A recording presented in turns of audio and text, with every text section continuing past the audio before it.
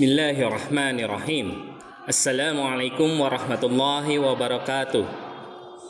Innal hamdalillah nahmaduhu wa nasta'inuhu wa nastaghfiruh wa na'udzu billahi min shururi anfusina wa min sayyiati a'malina may yahdihillahu fala mudhillalah wa may yudlilhu fala hadiyalah. Asyhadu an la ilaha illallah wahdahu la syarikalah wa asyhadu anna Muhammadan abduhu wa rasuluh alladzi la nabiyya ba'da. Amma ba'du. Alhamdulillahirabbil alamin, segala puji, puja serta syukur sepantasnya sepatutnya lah kita panjatkan kehadirat Allah Subhanahu wa taala. Karena tanpa izinnya kita tidak akan bisa bertemu walaupun hanya sekedar lewat online seperti ini. Salawat serta salam semoga tercurah kepada junjungan Nabi kita, Nabi besar Muhammad sallallahu alaihi wasallam. Beliau dengan sisa usianya yang 23 tahun mewakafkan diri untuk membuat manusia yang awalnya dari kegelapan menuju keterangan. Luar biasa. Ayah bunda, orang tua dari Cendekia Qurani, keluarga dari Cendekia Qurani, ataupun ananda yang sedang mendengarkan, ataupun siapapun muslimin yang ada dimanapun yang sedang mendengarkan podcast ini, semoga Allah memberikan selalu keberkahan kepada kita dalam usia kita yang mungkin sebentar lagi ya. Dalam sebuah keresahan yang kemarin Ustaz Abdul Pas sampaikan, banyak yang harus dipahami bahwa setelah Rasulullah SAW diberikan banyak wahyu dan disampaikan kepada umat manusia, ada hal-hal yang diperbaiki pada zaman jahiliyah. Ayah bunda, nafkah yang diberikan kepada keluarga kita itu pun ternyata ada aturannya. Masya Allah.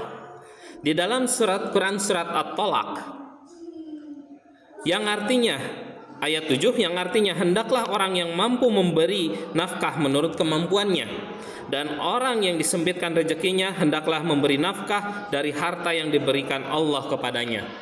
Allah tidak memikulkan beban kepada seseorang melainkan sekedar apa yang diberikan kepadanya. Allah kelak akan memberikan kelapangan sesudah kesempitan. Di sini jelas karena yang namanya nafkah itu wajib hukumnya. Kalau hal yang wajib dengan maha kasih sayangnya Allah, itu tidak mungkin Allah membiarkan dalam kondisi yang terpuruk.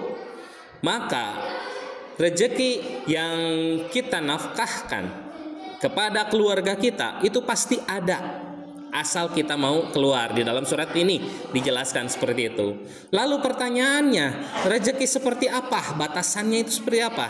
Maka Allah di dalam Quran surat Al-Baqarah ayat 168 menjelaskan bahwa ya ayuhan nasu kulu mimma fil ardi halalan thayyiban wala tattabi'u khutuwatis syaitan innahu lakum aduwwum mubin. Ya, di sini dijelaskan tentang bagaimana caranya mendapatkan sebuah harta, yaitu hai sekalian manusia, makanlah yang halal lagi baik dari apa yang terdapat di bumi, dan janganlah kamu mengikuti langkah-langkah setan, karena sesungguhnya setan itu adalah musuh yang nyata bagimu. Di sini di kalimatnya adalah ya ayuhan nas. Maka ini sebuah kondisi yang dipertaruhkan. Kalau kita mengambil ayat ini ya, mengambil seruan ini, maka jelas kita sebagai manusia ya seperti itu. Allah yang menciptakan manusia dan Allah menyeru ya ayuhan nas. Kalau kita mengambil maka wajib ya sebetulnya kita mengambil kalau hal yang Allah sampaikan, maka halalan thayyiban itu harus diambil oleh setiap manusia, bukan orang beriman. Kalimatnya ya ayuhan nas, maka untuk semua manusia. Tapi Allah menambahkan di dalam surat Al-Baqarah ayat 172, ya ayyuhalladzina amanu kullu min thayyiba ma razaqakum Washkuru lillahi in kuntum iyyahu ta'budun. Di sini kalimatnya berbeda. Yang dipanggil adalah orang yang beriman. Maka pertaruhannya adalah iman kita. Apakah kita mau mengambil dalil ini atau tidak? Kalau tidak, berarti kita bukan orang yang beriman. Kalau mengambil, berarti kita orang yang beriman. Apa yang dikatakannya? Yaitu, hai orang-orang yang beriman, makanlah di antara rezeki yang baik-baik yang kami berikan kepadamu, dan bersyukurlah kepada Allah jika benar-benar kepadanya kamu menyembah. Di sini halalnya tidak usah disebutkan.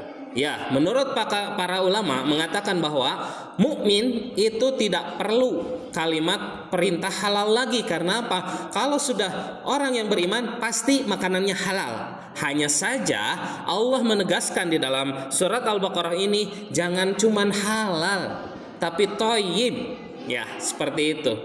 Lalu pengimplementasiannya seperti apa? Kita dengarkan bagaimana salah satu sahabat yang luar biasa, yaitu Abu Dujana, mengambil ayat ini benar-benar patuh dan taat dengan segala resikonya. Abu Dujana, nama aslinya adalah Syamah bin Khurasan. Beliau sering sholat, namun pada beberapa waktu beliau sholat subuh, tapi langsung lari setelah sholat subuh, setelah salam langsung lari ke rumahnya. Tidak ikut berzikir bersama Rasulullah, tidak ikut berdoa bersama Rasulullah. Beliau langsung lari. Maka Rasulullah penasaran, wahai Abu Dujana, jangan dulu pergi ke sini kemari. Sudah beberapa hari ini engkau setelah sholat langsung pergi. Lalu Abu Dujana mengatakan, ya Rasulullah, aku khawatir akan apa yang ada di rumahku. Memangnya kenapa? Ada pada musim ini adalah musim berkembangnya kurma. Kurma itu berjatuhan. Hanya saja ada tetanggaku yang memiliki sebuah pohon kurma yang buahnya selalu jatuh di halamanku. Dan aku ambil, supaya apa? Aku ambil lalu aku serahkan kurma tersebut yang berjatuhan kepada pemiliknya, tanpa dia memberikan imbalan apapun kepadaku. Aku ikhlas. Kenapa? Aku khawatir keluargaku memakan barang yang tidak halal. Dan aku pikir buah yang jatuh ke tempatku karena itu bukan milikku, maka aku tidak akan memakannya.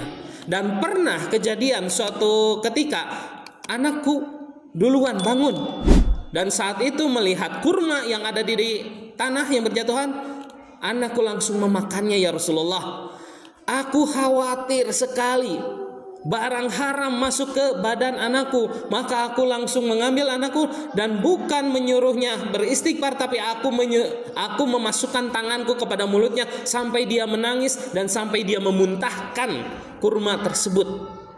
Ya, luar biasanya Abu Dujana. Saking hati-hatinya, beliau tidak mau hal yang sedikit pun barang haram masuk kepada badan keluarganya. Di situ imbalannya seperti apa? Masya Allah, luar biasa. Allah memberikan wahyu kepada Rasulullah. Rasulullah pun menangis mendengar cerita dari Abu Dujana seperti itu.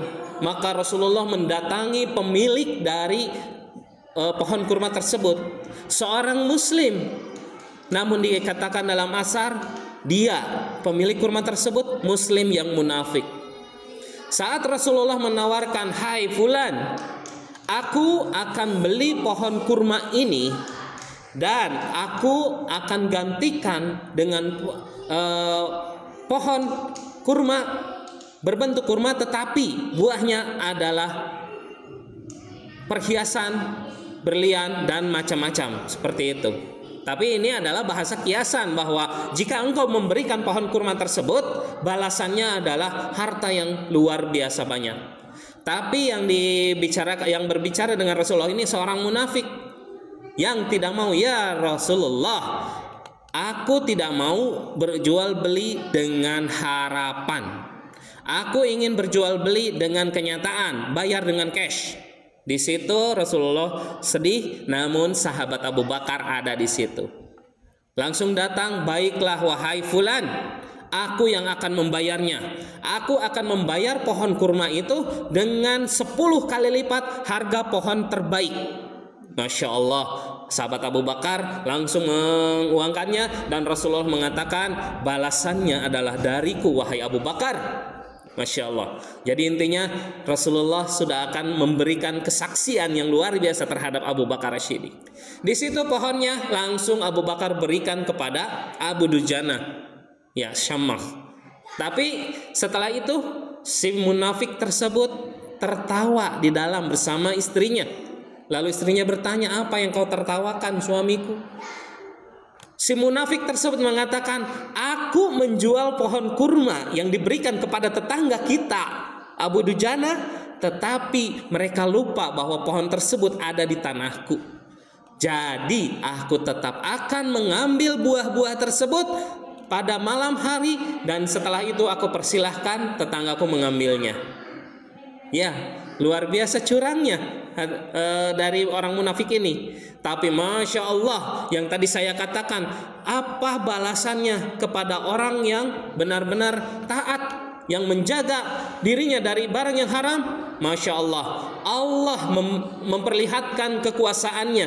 Pada malam hari tiba-tiba pohon itu bergeser, tidak ada saksi sama sekali. Hanya saja setelah subuh hari Abu Dujana bangun, ternyata pohon tersebut sudah ada di wilayah rumah Abu Dujana, dan di situ tanahnya pun tidak ada yang bergeser, seperti tidak ada yang memindahkan. Manusia tidak mungkin memindahkan pohon kurma sebesar itu, dan ini tidak ada jejaknya sama sekali. Masya Allah, Allah langsung memberikan pohon kurma itu di halamannya Abu Dujana.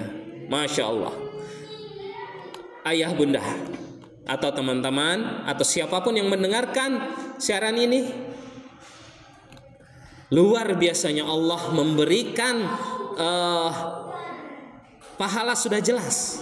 Ya, sudah jelas pahalanya menghindari hal yang haram. Tapi Allah memberikan kepada Abu Dujana hadiah yang nyata langsung di bumi.